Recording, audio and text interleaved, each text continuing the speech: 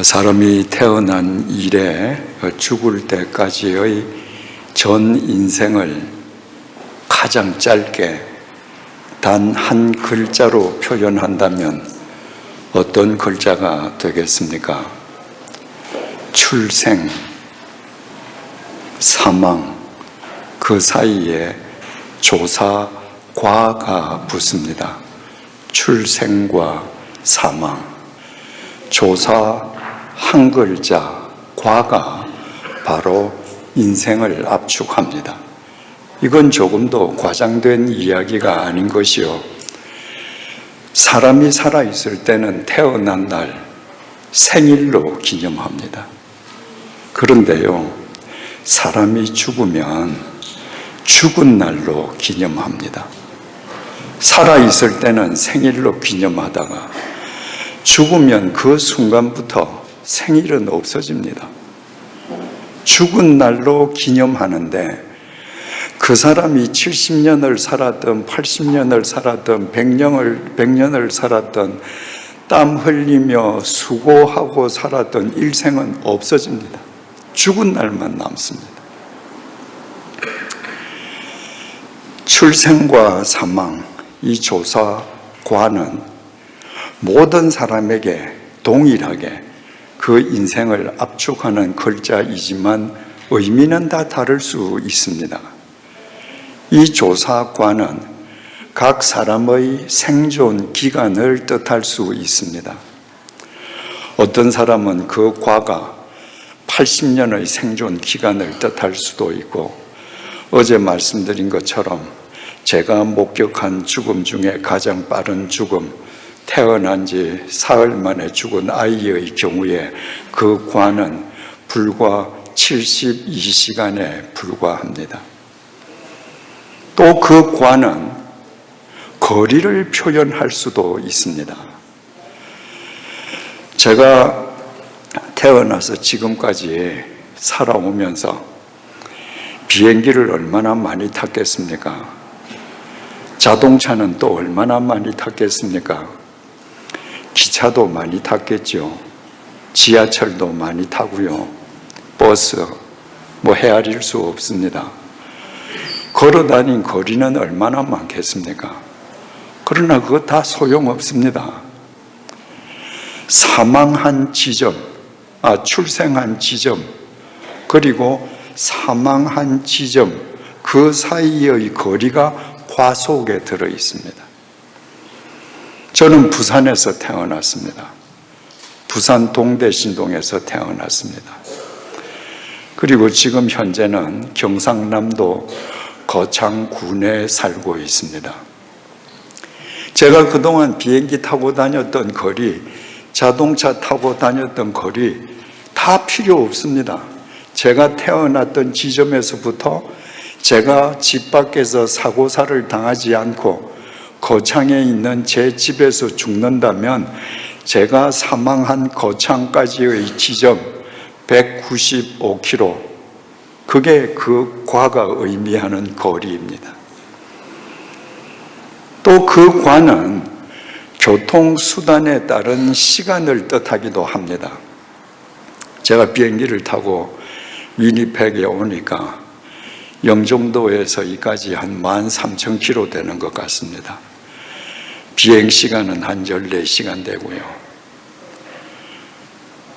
여러분이 이 위니펙에서 운명하신다면 여러분의 출생과 사망 사이의 조사과는 비행기 시간으로 14시간을 뜻하는 겁니다. 여러분, 이렇게 출생과 사망 사이의 인생을 단 한 글자로 표현하는 조사과를 우리가 컴퓨터에서 치는 자판의 기호로 표현하면 하이픈입니다. 이 세상 어느 나라든지 모든 나라의 공동묘지에 가서 비석을 보십시오. 모든 비석에는 출생한 연도, 죽은 연도, 그 사이에 하이픈 하나 있습니다. 그 그 사람이 몸을 불살라서 이 세상을 위해서 헌신했다고 해서 출생연도와 사망연도 사이에 몸을 불살라서 살아서 기록해 주지 않습니다. 짧디 짧은 하이픈 하나입니다.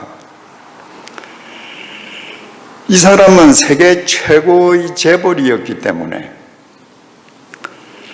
그 사람의 비석은 10m쯤 길게 해서 출생연도와 사망연도 사이의 하이픈을 9m로 그려주지 않습니다. 똑같습니다. 미국 워싱턴에 있는 알링턴 국립묘지에 갔더니 그 케네디 대통령의 묘지 앞에 영원히 꺼지지 않는 불이 있지 않습니까? 미국인이 그만큼 존경하는 대통령이죠. 미국인이 그만큼 존경하는 대통령이라고 해서 하이픈이 길거나 크지 않았습니다. 그 케네디 대통령도 출생연도, 사망연도 그 사이에 하이픈 하나, 그게 인생이에요. 여러분이 위니펙에 와서 알지도 못하던 이 척박한 추운 땅에 와서 여러분들이 결혼하고 아이 낳고 정착하기까지 얼마나 고생하셨습니까? 수고하셨죠. 여러분이 돌아가시면 여러분들 자식이 여러분의 비석에다가 수고하셨다고 글을 써줄 것 같습니까? 천만에요. 위니펙에서 수고한 여러분의 일생도 짧디 짧은 하이폰으로 끝납니다. 부자든 가난한 사람이든 직책이 높든 낮든 지식이 있든 없든 이 세상에 태어나서 죽을 때까지 그렇게 열심히 살았는데 다 살고 나서 고작 한 글자 과 아니면 기호 하이픈으로 인생이 끝난다. 얼마나 허무합니까?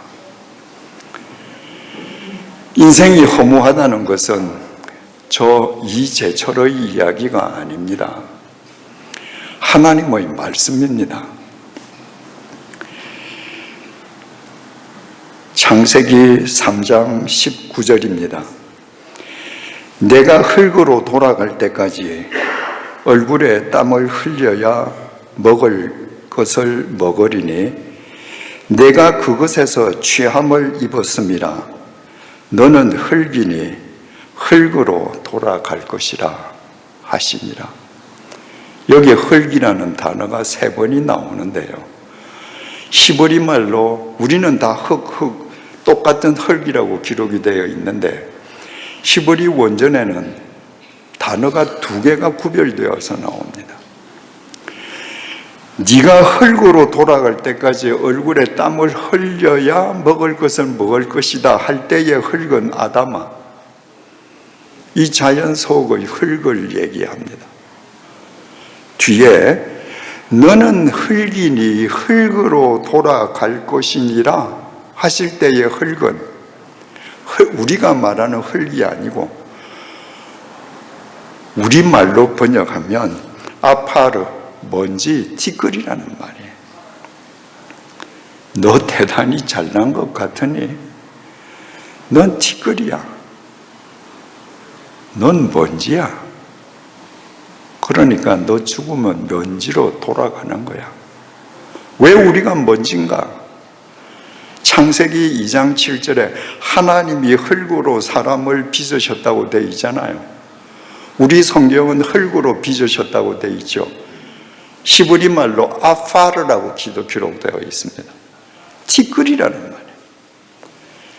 여러분, 도자기를 만들 때는 그 부드러운 고령토로 만들지 않습니까? 그러면 좀 가치가 있겠죠. 하나님이 애초에 인간을 만드실 때 고급 고령토를 사용하시지 않았습니다. 하나님께서는 먼지, 티끌을 모아서 사람을 만드셨습니다.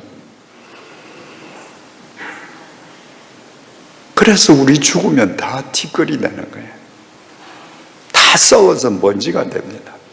여러분, 부잣집 마나님 경대 위에 먼지들이 앉아 있습니다.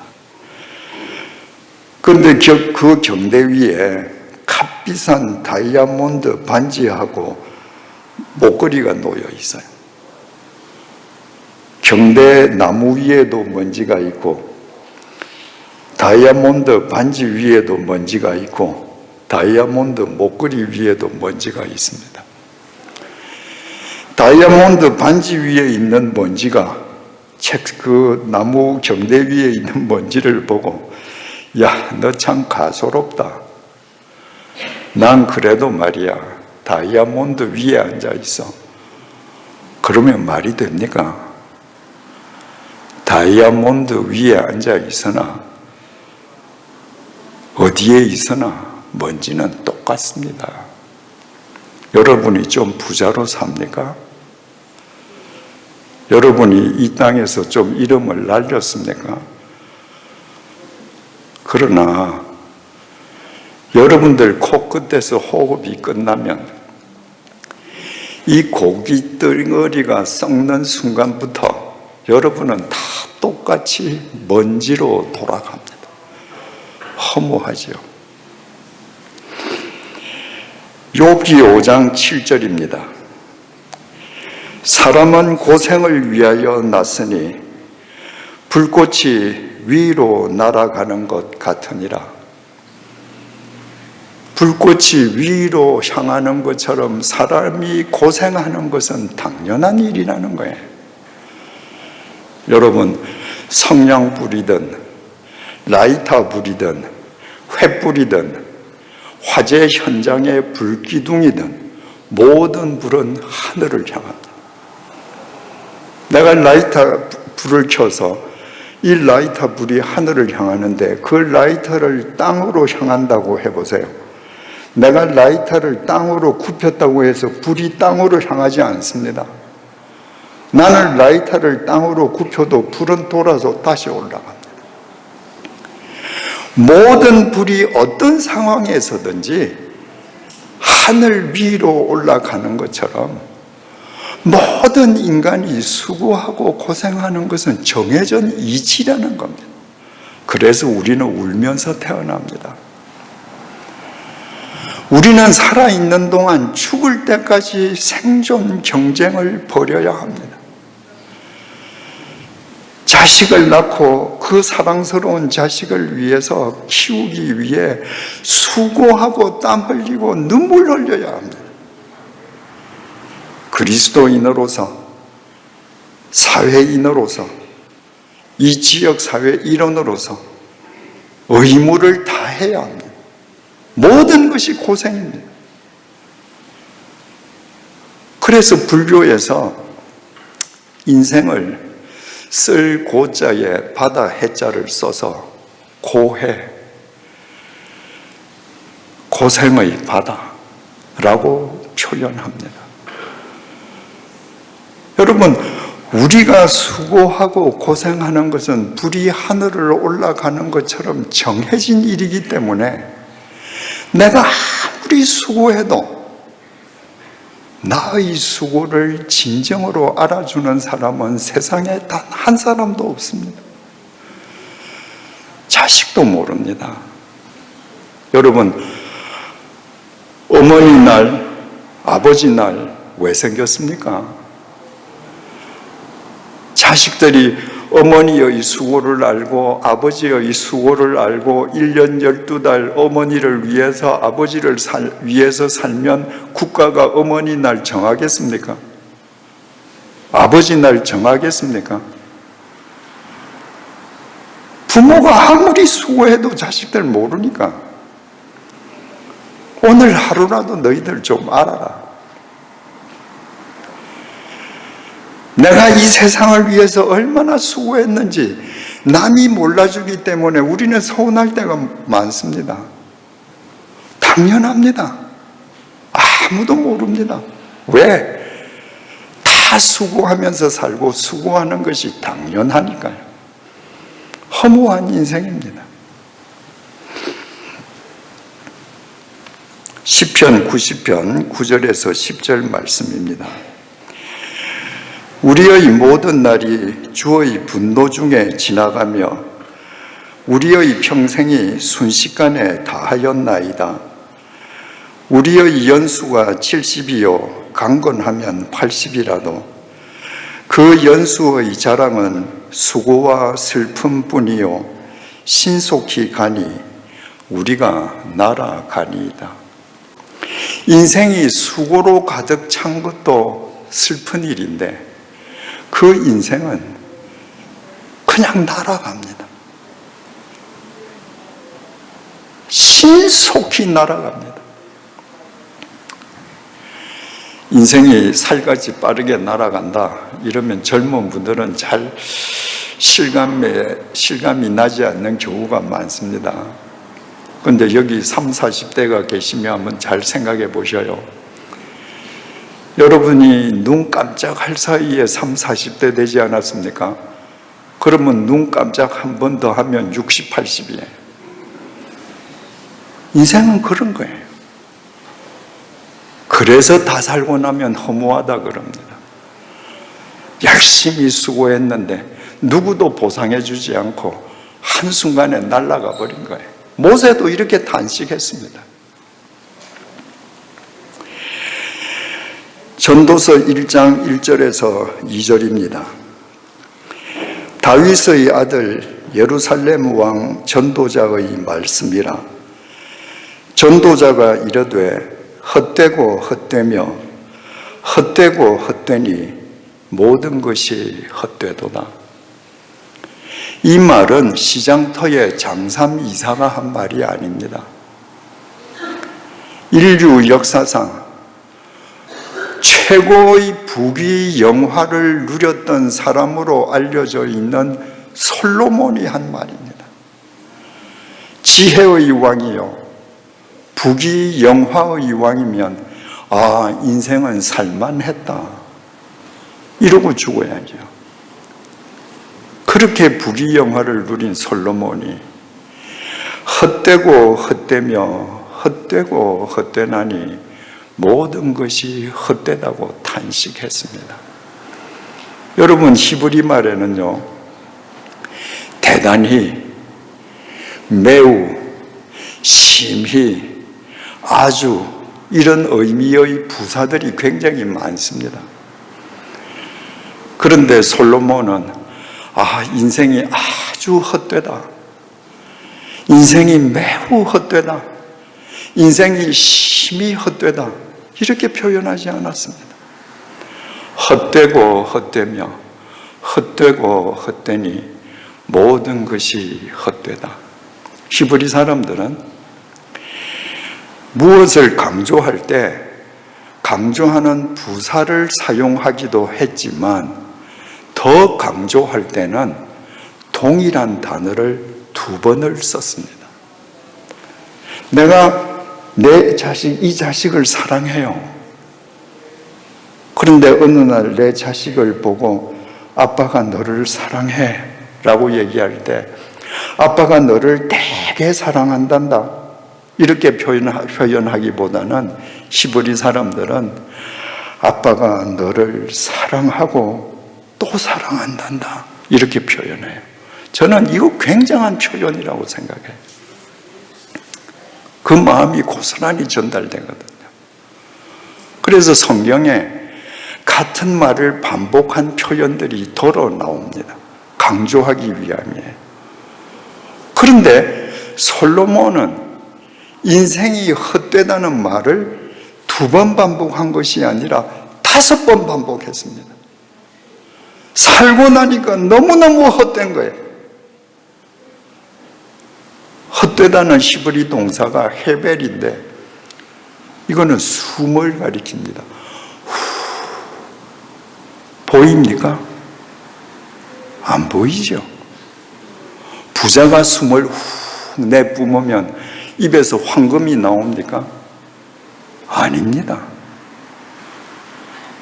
내가 부자라도 내가 천하를 장악한 권력자라도 내가 수는 쉼은 다 없어져요.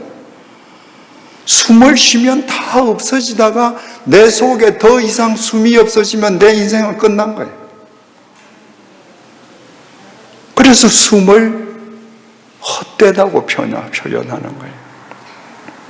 왜 이렇게 인생은 헛되고 헛되며 헛되고 헛되나니 모든 것이 다 헛되겠습니까?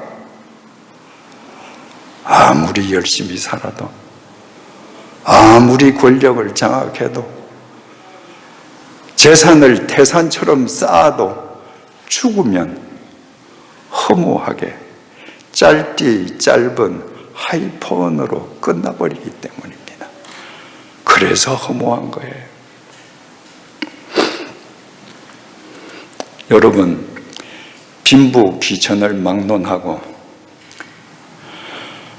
아무리 열심히 살아도, 아무리 잘 살아도, 아무리 고귀하게 살아도 모든 사람의 인생이 출생연도와 사망연도 사이에 짧디 짧은 하이픈으로 끝난다는 걸 몰랐으면 모르지만, 난 그래도 열심히 살면 내 자식들이 기려줄 거야. 내 인생은 하이픈으로 압축되는 게 아니라 뭔가 좀 남을 거야. 그렇게 착각하고 살아왔다면 모르지만, 우리가 아무리 열심히 살아도 우리 인생이 하이픈으로 끝난다는 것을 안 이상 이렇게 살 수는 없지 않습니까? 여러분, 하나님께서 인간을 만드실 때 흙으로 만드셨다고 했습니다. 아파르, 먼지 티끌로 만드셨습니다. 그런데 먼지 티끌로만 만드셨으면 인간이 먼지 티끌로만 되돌아가는 것이 당연한 일인데, 하나님께서 티끌을 모아다가 사람을 빚으시고 그 티끌의 코 속에 당신의 생기를 불어주셨습니다. 이 생기는 영원한 생명입니다. 그래서 이 티끌이 하나님의 생기를 받아서 생명이 되었습니다. 그런데 인간이 타락함으로 하나님의 생기를 상실했습니다. 자, 공식을 만들어 봅시다. 티끌 더하기 하나님의 생기 이꼴 생명입니다. 이 생명이 죄에 빠져서 하나님의 생기를 상실했습니다. 생명 빼기 하나님의 생기 이꼴 뭐예요? 티끌이에요. 하나님의 생기를 죄로 인해 상실한 인간에게 남는 건 티끌밖에 없습니다. 그 티끌은 하이픈으로만 기록됩니다. 그 불쌍한 인생들을 위해서 예수 그리스도께서 이 땅에 오셨습니다. 인간의 죄값을 대신 치러주시고 죽음을 깨트리고 부활하심으로 인간에게 생기를 되돌려 주셨습니다. 인간이 다시 생명이 되게 해 주신 것입니다. 여러분, 반도체의 최초의 재료가 모래라는 사실을 아십니까? 모래는 아무 쓸모짝이 없습니다. 그런데 이 모래에서 실리콘 웨이퍼를 추출해서 수많은 정교한 과정을 가하면 칩을 얻습니다. 이 칩은 조그만한데 더 이상 모래가 아닙니다. 그 칩 속에는 수없이 많은 정보가 들어갑니다. 그 칩을 가지고 있으면 미국에서든 카나다에서든 유럽에서든 일본에서든 한국에서든 어디서든지 그 칩을 열어서 그 안의 정보를 볼 수 있습니다. 내가 티끌로 살 때에는 허무한 하이픈으로 내 인생이 끝나지만 내가 예수 그리스도의 생기 안에서 생명으로 살면 내 코끝에서 호흡이 끝나는 순간에 내 인생이 비석에는 비록 짧디 짧은 하이폰으로 기록된다 할지라도 그 하이폰은 주님 안에서 영원한 생명의 칩으로 승화합니다. 우리는 3000년 전에 다윗의 삶을 통해서 이 사실을 확인할 수 있습니다. 오늘 본문입니다. 1절, 여호와는 나의 목자시니 내게 부족함이 없으리로다. 우리가 다윗의 이 시를 읽을 때 흔히들 착각하는 부분이 있습니다. 다윗은 이스라엘 왕이고 강력한 군권을 가지고 있었고, 그리고 없는 것이 없는 사람이었기 때문에 여호와께서 나의 목자심으로 내가 부족함이 없다고 고백했을 거야. 그렇지 않습니다. 다윗의 인생은 결핍투성이었습니다. 베들레헴에 이름 없는 양치기였던 다윗은 이스라엘이 절체절명의 위기에 빠져 있을 때 골리앗을 물리침으로써 구국의 영웅이 되지 않습니까? 그러나 사울 왕이 그 다윗을 질투해서 죽이려고 해서 다윗 한 명을 죽이기 위해서 특공대 3000명을 구성해서 다윗을 추격했습니다. 그래서 다윗은 10년 동안 도망 다녔습니다. 다윗의 장남 암논이 다윗의 딸 다말을 강간하고 버렸습니다. 다말의 동복 오라비 압살롬 역시 다윗의 아들이죠. 아들 압살롬이 자기 누이 동생을 강간하고 버린 장남 암논을 척살해서 죽였습니다. 내 자식이 내 자식을 죽인 거예요. 압살롬은 거기에 그치지 않고 쿠데타를 일으켜서 아버지의 목에 칼날을 갖다 대고 아버지의 왕자를 뺏으려고 했습니다. 얼마나 급했던지 신도 신지 못하고 머리도 빗지 못하고 도망가지 않았습니까? 말년에는 세바가 쿠데타를 일으켰습니다. 그 이후에는 군권을 장악하고 있던 요압 군대 장관이 자기 무리를 이끌고 역모를 일으켰습니다. 다윗의 일평생은 편할 날이 없었습니다. 모든 것이 결핍했기 때문에, 세상의 결핍 때문에 그는 오직 여호와만 자기의 목자로 삼았습니다. 다윗이 세상에 결핍함이 없었더라면 그는 세상에 누리는 것 때문에 여호와를 절대로 자기 목자로 삼지 못했을 것입니다. 여러분, 마태복음 19장에 돈이 많은 청년이 등장하지 않습니까? 이 청년이 예수님을 찾아 나왔습니다. 그리고 거드름을 피우면서 얘기했습니다. 선생님, 내가 어떻게 하면 영생을 얻습니까? 계명을 지키거라. 계명요? 아니, 어떤 계명을 지키라는 겁니까? 네 이웃을 사랑해라. 도둑질하지 마라.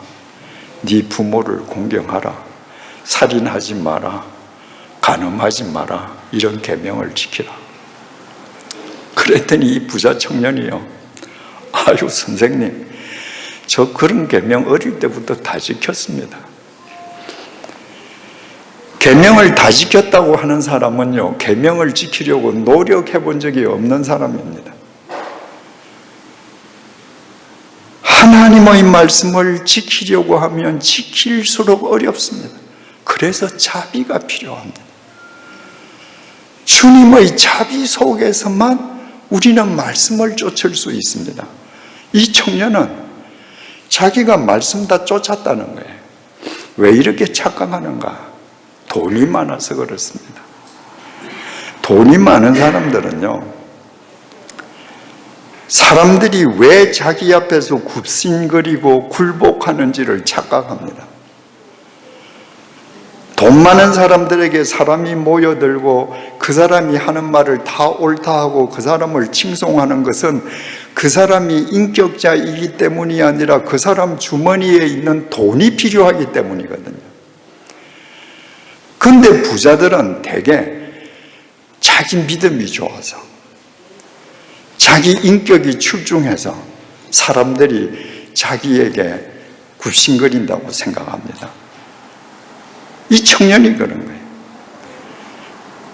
이 청년에게 있어서는 돈이 우상이에요. 돈이 하나님을 섬기는데 장애물이에요. 이 청년이 결핍이 있어야 하나님을 목자 삼을 터인데, 이 청년은 돈이 다 해결해 주니까 하나님을 따를 수가 없습니다. 그래서 주님께서 너 가서 네 재물을 팔아서 가난한 사람한테 다 나눠주거라.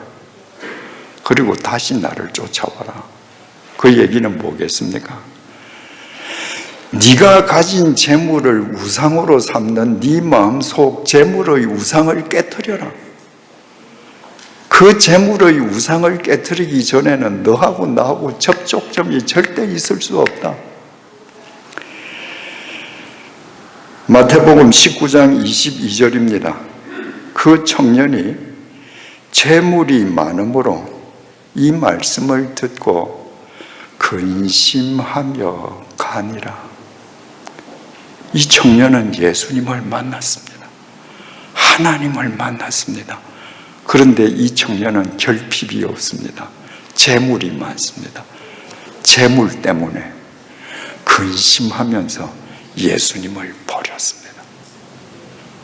다윗은 결핍이 너무너무 많았습니다. 여러분, 지금 어떤 결핍 속에 있습니까? 경제적으로, 건강상으로. 지금이야말로 여호와만을 여러분의 목자로 삼을 하나님께서 주신 특별하신 은혜의 기회임을 잊지 마십시오.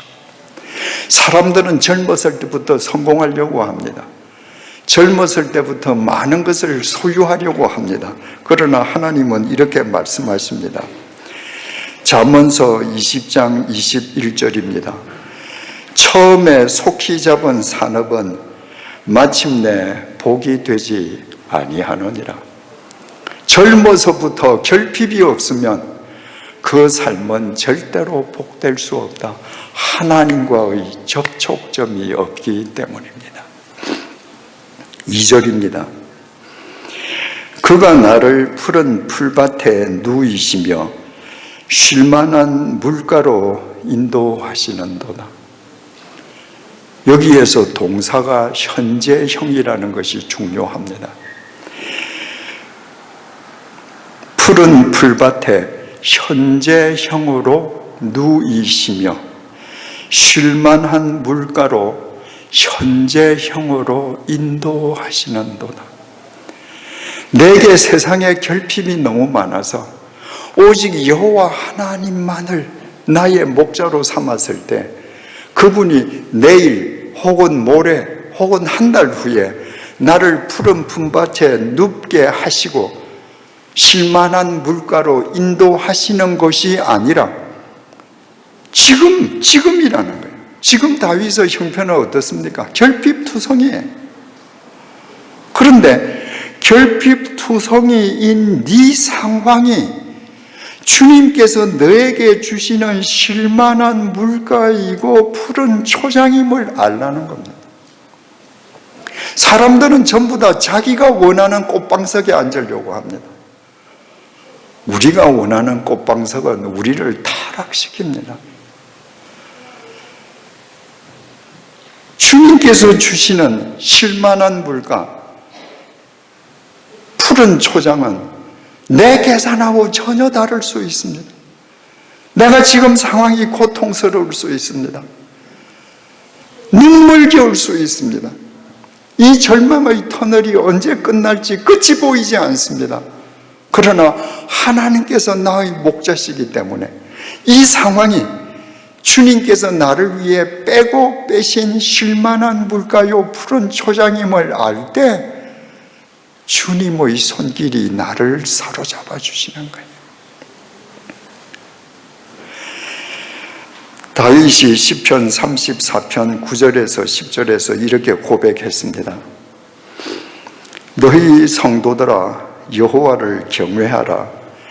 그를 경외하는 자에게는 부족함이 없도다. 젊은 사자는 궁핍하여 줄일지라도 여호와를 찾는 자는 모든 좋은 것에 부족함이 없으리로다. 여러분 TV에서 그 다큐멘터리 동물의 왕국을 보면 백수의 왕이라는 사자가 늙으면 사냥을 못하지 않습니까?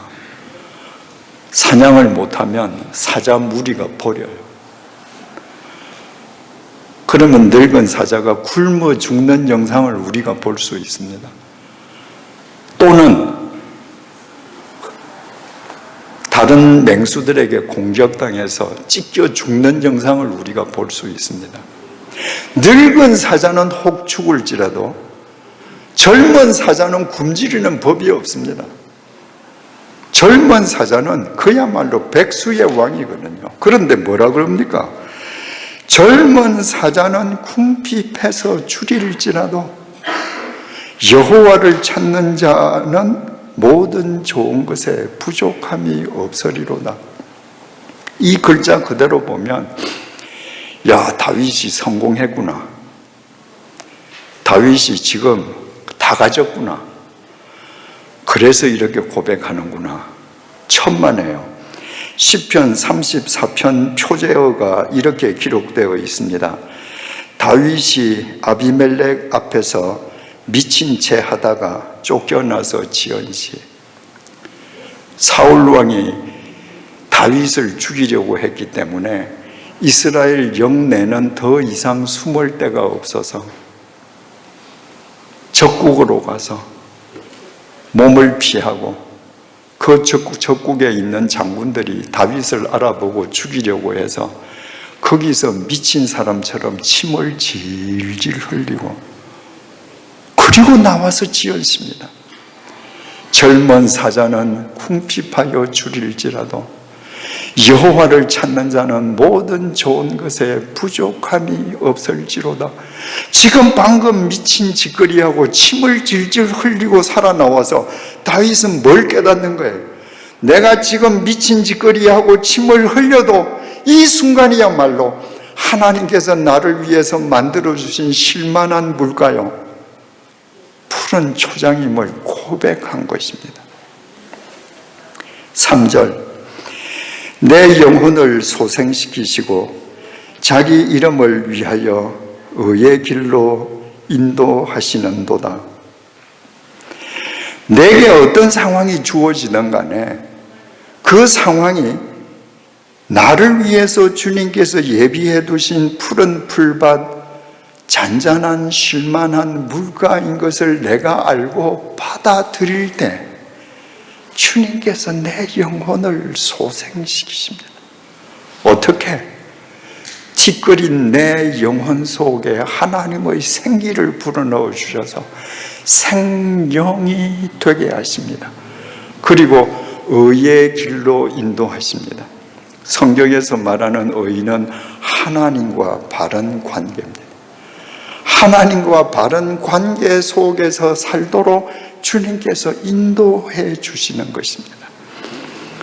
다윗은 이 사실을 알았기에 시편 34편에 미친 짓거리하고도 그런 시를 지을 수 있었던 것입니다. 여러분, 사도 바울이 2차 전도 여행 때 빌립보에 가서 감옥에 갇히지 않습니까? 그 신라와 함께 감옥에 갇혀서 억울하게 매맞고 발에 착고가 채이고 아무 잘못 없이 귀신 들린 여자를 구해줬다는 죄 아닌 죄목으로 감옥에 갇혔습니다. 그 감옥에서 한밤중에 찬양을 할 때 주님께서 감옥 문을 열어주셨습니다. 만약에 바울이 그 감방이 가시방석이구나 라고 생각했으면 감옥 문이 열리는 순간에 그대로 튀어나가서 도피했을 것입니다. 그랬더라면 그 감옥의 간수들 전부 사형입니다. 감옥 문이 열렸는데, 발에 채워진 착고가 풀렸는데 바울은 감옥에서 나가지 않았습니다. 왜? 이 감옥 안이 주님께서 오늘 밤 나를 위해서 예비하신 쉴만한 물가요 푸른 풀받침을 믿었습니다. 그래서 그날 밤에 그 감옥의 간수와 그 가족들이 구원받고 세례 교인이 되었습니다.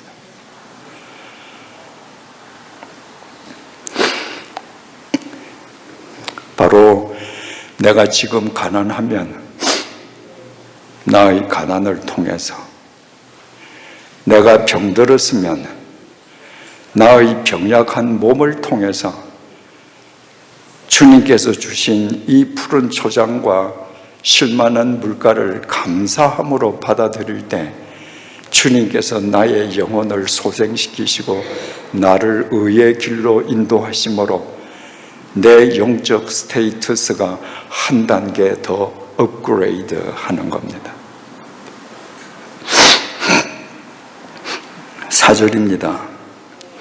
내가 사망의 음침한 골짜기로 다닐지라도 해를 두려워하지 않을 것은 주께서 나와 함께 하심이라. 주의 지팡이와 막대기가 나를 안위하시나이다. 우리가 성경에서 이런 구절을 보면 당혹스럽습니다. 아니, 처음부터 나를 사망의 음침한 골짜기로 데려가지 마시지. 왜 데려가 놓고 지팡이와 막대기로 또 구해 주시는가? 하나님은 병 주고 약 주시나? 우리처럼 연약한 인간을 갖고 노시는 게 취미인가? 여러분, 내가 평탄한 길을 걸어가면, 평탄한 길을 하루 종일 걷는다 한들 하나님께서 당신의 지팡이와 막대기로 나를 지켜주심을 내가 확인할 수 있습니까? 확인할 수 없습니다. 내 인생에서 매 순간마다 하나님께서 당신의 막대기와 지팡이로 나를 지키고 계신다는 걸 내 눈으로 똑바로 확인하기 위해서는 하나님께서 나를 사망의 음침한 골짜기로 떨어뜨리셔야 돼요.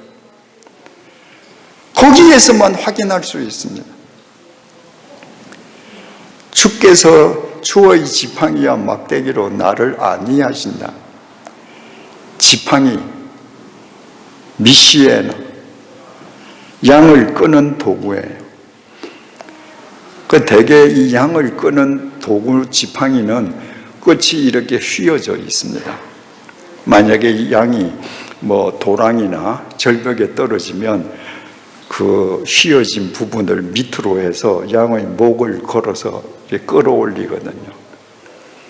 그게 지팡이고, 막대기는 뭐냐? 막대기는 막대기 아니고 꼭 우리나라 자치기 하는 막대기 이렇게 생각이 되는데, 이 막대기 쉐베트는 맹수를 물리치는 몽둥이를 뜻합니다. 그러니까 양을 인도하는 지팡이. 그런데 갑자기 늑대가 나타났다 그러면 목자가 몽둥이를 들고 뛰어나가서 늑대를 쳐서 이기는 겁니다. 내가 사망의 음침한 골짜기로 떨어져야 주님께서 지팡이로 나를 인도하시고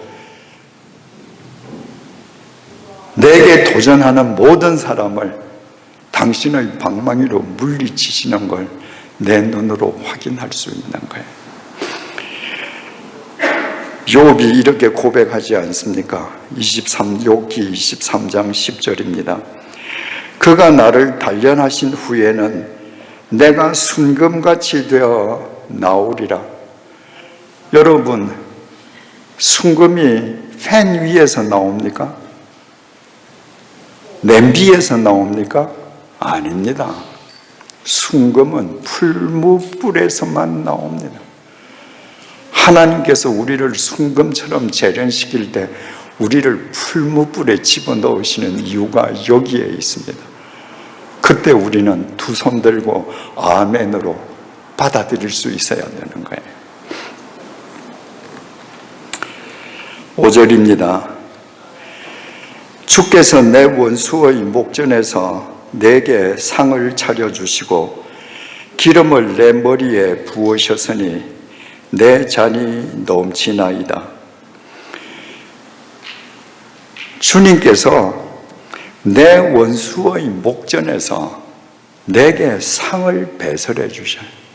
그리고 내 머리에 기름을 부어 주십니다. 여러분, 옛날 유대인들은요, 파티에 초청을 받아가면 고급 파티, 지체가 높은 사람이 초청하는 파티일수록 고급 향유를 자기 수염과 머리에 바르고 갔습니다. 그런데 주님께서 주시는 그 상황을 푸른 풀밭과 실만한 물가로 받아들이고 주님께서 떨어뜨리신 사망의 음침한 골짜기를 믿음으로 받아들인 그 다윗을 하나님께서 직접 그 머리에 기름을 부어주셨습니다. 그리고 원수들 앞에서 상을 베풀어 주셨습니다. 여러분, 다윗의 일평생 다윗을 대적하는 원수들이 많았습니다. 다윗이 불의한 사람이어서가 아니었습니다. 다윗이 의로운 사람이었기 때문에 다윗의 의로움이 나를 불편하게 만든다고 생각하는 불의한 사람들이 다윗을 대적했습니다. 그 모든 사람들 앞에서 하나님께서 다윗을 높여주신 것입니다. 여러분, 말씀대로 살아보십시오. 의로운 길을 가보십시오. 사람들이 박수치지 않습니다. 처음에는 박수치는 듯 하지만 저 사람이 의롭게 삶으로 나와 비교되고 내가 불의한 것이 드러난다? 모함합니다. 시기합니다. 질투합니다. 그러나 그 길을 포기하지 않고 걸어갈 때 하나님께서 그 모든 사람들 앞에서 상을 베푸시고 그의 머리에 기름을 부어주시는 거예요. 그래서 다윗의 고백이 이렇게 끝납니다. 내 평생의 선하심과 인자하심이 반드시 나를 따르리니 내가 여호와의 집에 영원히 살리로다. 주님께서 나를 이렇게 대접하시고 높여주시니 앞으로도 나는 영원히 여호와의 집에 살겠습니다. 여호와의 집이 어디 있습니까? 가나다에 있습니까? 미국에 있습니까? 말씀의 집이죠. 하나님의 말씀의 집 속에 거하겠습니다. 자, 이렇게 3000년 전에 산 다윗은 어떻게 되었나요? 다윗의 출생지는 베들레헴입니다. 그리고 사망지는 예루살렘입니다. 베들레헴에서 예루살렘까지 거리는 10km입니다. 현지 길을 자동차를 타고 가면 10분 걸립니다. 다윗은 70년을 살았습니다. 다윗의 인생 역시도 하이픈으로 끝납니다. 그 하이픈 생존기간 70년, 사망지에서 출생지에서 생존지까지의 거리 10km, 자동차에 의한 이동 시간 10분, 그게 다윗의 하이픈입니다. 그러나 그것으로 끝나지 않았습니다. 다윗의 그 하이픈은 하나님 안에서 영원한 칩으로 승화되었습니다. 그 그 다윗의 칩을 열면 사무엘 상으로, 사무엘 하로, 열왕기 상으로, 시편으로 하나님의 말씀이 되어 우리에게 무궁무진하게 떨어집니다. 그리고 이 세상 끝나는 날까지 그 칩은 이 세상 모든 사람들을 바르게 인도하는 영원한 길잡이가 될 것입니다. 다윗만 이렇게 된 거 아닙니다. 그 유명한 종교개혁자 마르틴 루터는 1483년에 독일 아이슬레벤에서 태어났습니다. 그리고 그의 나이 63세 되던 1546년에 고향을 찾아가서 고향에 있는 예배당에서 설교하다가 죽었습니다. 마틴 루터가 태어난 집에서 마틴 루터가 설교하다가 죽은 예배당까지의 거리는 200m밖에 안 됩니다. 마틴 루터 하이픈 거리는 200m, 생존 기간은 63년, 500년 전의 마틴 루터가 3000년 전에 다윗보다 더 짧게 살았습니다. 그런데 그 마틴 루터의 하이픈 역시 주님 안에서 영원한 생명의 칩으로 성화되어서 오늘도 전 세계 수많은 교회를 새롭게 하고 있습니다. 여러분, 지금 우리 1년 중에 가장 속기 쉬운 연말에 접어들었습니다. 이제 5주가 지나면 2025년이 시작됩니다. 그래서 새해가 가까워지면 모두 마음이 설렙니다. 가만히 있어도 달력상으로 새해가 오기만 하면, 달력을 새 것으로 교체하기만 하면 진짜 새해, 새날이 올 것 같은 착각 때문입니다. 그런데 어떻습니까? 여러분들이 평생 달력을 몇 번이나 갈았습니까? 달력을 수십 번 갈아도 달력을 교체한다고 새해가 됩니까? 절대 되지 않습니다. 달력을 교체하고 나면 새해의 흥분은 불과 2, 3일 지나면 사람들이 새해라고 부르는 그 해 역시도 묵은 해의 연장으로 돌아가 버리고 맙니다. 왜 그렇습니까? 시간과 공간의 지배 속에 있는 이 세상의 모든 것은 소멸합니다. 이 세상에는 새 것이 없습니다. 새 것이 있을 것이라고 속고 착각할 뿐입니다. 새 것은 오직 위로부터, 하나님으로부터, 주님으로부터만 옵니다. 이제 다음 주부터 주님께서 이 땅에 오신 것을 대망하고 다시 오심을 기릴 대림절이 시작되지 않습니까? 주님께서 티끌인 우리에게 하나님의 생기를 되찾게 해주시기 위해서 이 땅에 오셨습니다. 바꾸어 말하면 허무한 하이픈으로 끝날 우리의 인생을 주님 안에서 영원한 칩으로 승화시켜 주시기 위해 이 땅에 오셨습니다. 여러분, 어떤 결핍 때문에 지금 고통스러워 하십니까? 그 결핍 때문에 주님만을 나의 목자 삼는 진정한 그리스도인이 되십시오. 여러분이 지금 어떤 고통 속에 계십니까?